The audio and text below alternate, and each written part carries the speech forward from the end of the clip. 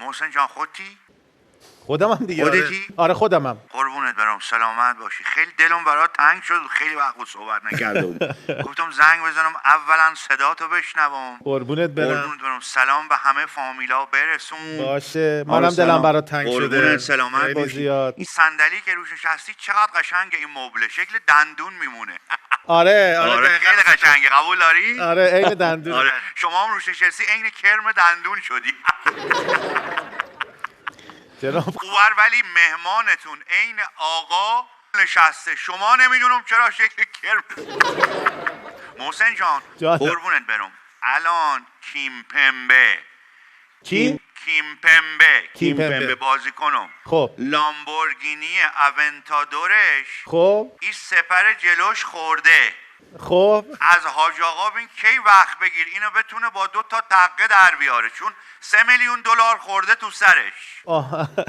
بعد من آقای یار احمدی رو باید بفرستم بیاد فرانسه 2 تا تقه بزنه به ماشین و برگرده. نه صافکاری آیار احمدی کجاست؟ همین نزدیکای کرجه. خب میفرستم کرج کیمپمبه. ماشین لامبورگینی رو بله وظیفشه بیاره خدمت آقای یار احمدی. بله. این 2 تا تقه بزنه، فقط نخوره تو سر ماشین دیگه، پول رفته بابته. بیرنگ در بیاره. خب ننداز توپ تو خونه همسایه دوباره. این توپ پاره میکنن، چقدر ما یورو بدم پای این توپا. جناب خان بی وجدان پاره نکن توپ خود.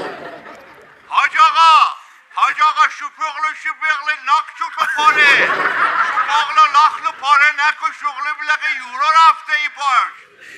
فرانسوی جناب خان فرانسوی داشتی حرف می‌زدی؟ بله این خونه بغل استادیوم پارک دو پرنس. خب این اشرف حکیمی خود درست شعور نداره، این توپ شوت محکم میزنه. آها. افتاد خونه حاج آقا ژول بلاغز. همین بغلمونه خونش، حاج آقا ژول بلاغز. این همین خورده عصبی توپای هی پاره میکنه. یورویی که داره از جیب ما میره. دست و دماغت نکن، خیلی جلو مردم میدونم. میگم نکن، میگم میمون داری دست و دماغ. جناب خان دست و دماغ که نمال به شلواره. نکن، زشت مرد، تو بزرگ شدی قربون. جناب خان جان من وسط صحبت بودم الان. عذرخواهی میکنم، پس سلام برسون. عذرخواهی خواهش میکنم کاری نداری با من. عذرخواهی میکنم قربونه. فدا. سلام خودت باش، خدا نگهدار. خدافظ. خدافظ.